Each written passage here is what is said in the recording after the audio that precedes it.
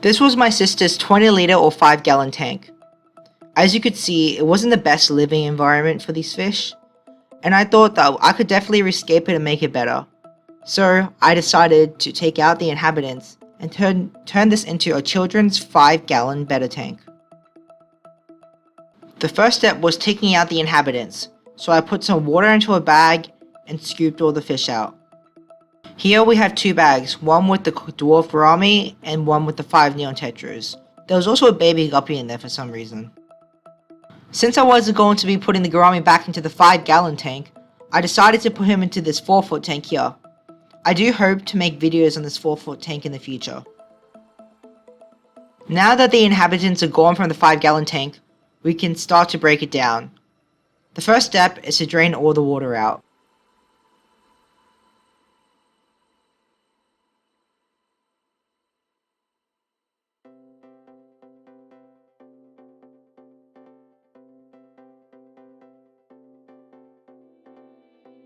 The next step is to take all this old gravel out. I had to take it out by hand at first, but then after a while I just decided to tip the whole thing out into the bucket. Now that we have an empty tank, we can take down the background. I then decided that instead of just looking at the wall, I'll just put a black background on. I then decided that I wanted this to be a planted tank, so I used some organic soil just in the center of the tank in order to have nutrients under the gravel. You can also use aqua soil, but I didn't have any at the time. I then added a quick layer of sand on top of the soil just to cap it off to make sure that the soil does not leach into the water column at all, because that would be deadly to the fish and would create lots and lots of algae. I just had some wet play sand that I decided to put on top. Unfortunately, I lost the footage of me putting the actual gravel in, so I just put a layer of black gravel about an inch or 2 above the sand, and then I just put a few rainbow rocks in there in order to make my sister happy, because I know she would be a bit upset if I just left it all as completely black. I'm sure that you wouldn't really notice it under all the plants anyways. It was now time for planting. So to begin with, I put in some embulia, then some temple plant, and then 2 water wisterias. I only put in a few because I know that all 3 of these plants grow pretty fast. I also forgot to mention that inside of the gravel there are some crushed up root tabs, so there'll be plenty of nutrients plus the soil under the gravel.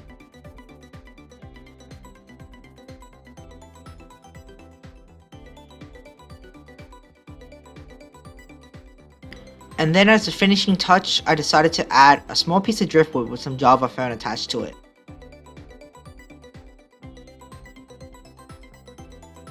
The next step was filling up the tank. So I placed a plastic down in the center of the tank, and then I used a siphon to put water into the tank. What I didn't realize is my bucket was actually under the tank, so I had to just keep pumping the gravel vacuum so that water could come out. So I was standing there like just pumping it manually for like a good 10-20 minutes.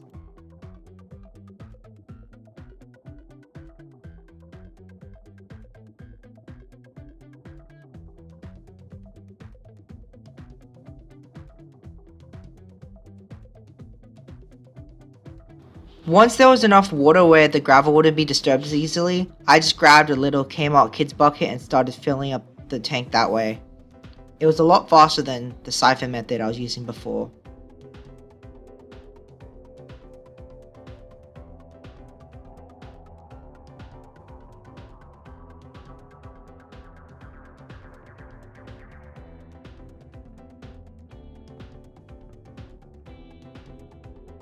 I then added a few decorations just to make it look somewhat similar to how my sister's tank was before. I added her little castle and a few little red rocks in the bottom left corner of the tank, which I don't mind actually. It makes it really pop, and I'm sure the fish won't mind either. The hang on back filter was reinstalled, and I added some plastic plants in front of it just to like block it out so people can't see it from the front. From the angle where the camera is, you can't even see it at all though. I then installed a new light, which I think looks a lot better in this tank. If you see my shrimp tank building video, then you would know that this is the exact same light from that tank.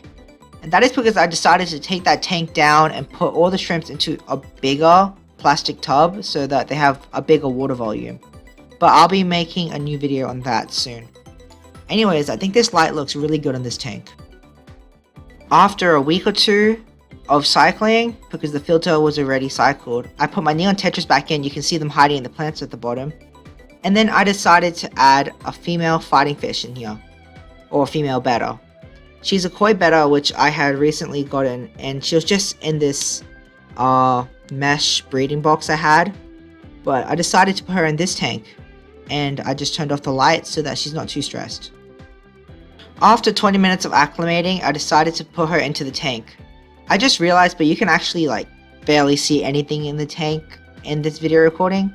You can see the bag moving at the top, but that's pretty much it. Anyways, I'll just skip to the next scene where we can see her in the light. And bam, she's in the tank. As you can see, she's in the top left corner. You might see her get flung around a bit, and that's because the filter was really strong, but I have turned it down to the lowest mode now.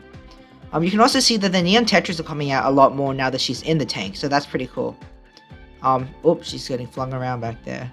Anyways, I only have 5 neon tetras because out of the 10 I used to have, 5 of them passed away from illness. So I might get 1 or 2 to join the school soon. Anyways, female's fighting fish's name is officially Aloe. And I really like her color. She is a koi female which I am planning to use for a new breeding project soon. Anyways, let's welcome Aloe to her new home. And this is the final look at the tank before the next update.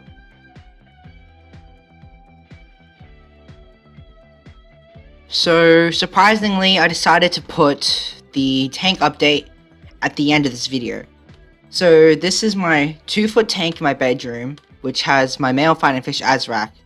He was a blue rim, but he's marbled into this, I don't know, different color. I only found out not long ago that blue rims do marble, so yeah, didn't know that.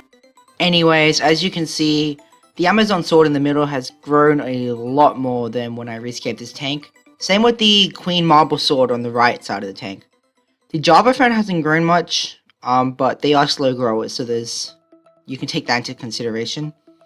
On the left, at the front, I put some water wisteria there, and at the back, the temple plants are growing just fine. I'm not sure if you can see, but I took out all the frog bit of this tank, and I decided that I don't really want any floating plants in this tank, just so I have more surface agitation. Anyways, that's pretty much it for the update. Anyways, thanks for watching, guys. I hope you enjoyed this video, and I hope you learned how to make, or at least have an idea of how to make a 5-gallon tank for your children or younger siblings or whatever.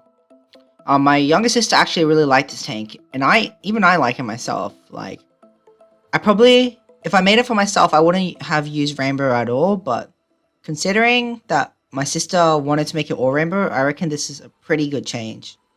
I also really like Aloe. She's a really nice koi betta fish. But thanks for watching the video, guys. If you like this, please like and subscribe, and I hope to see you all in the future.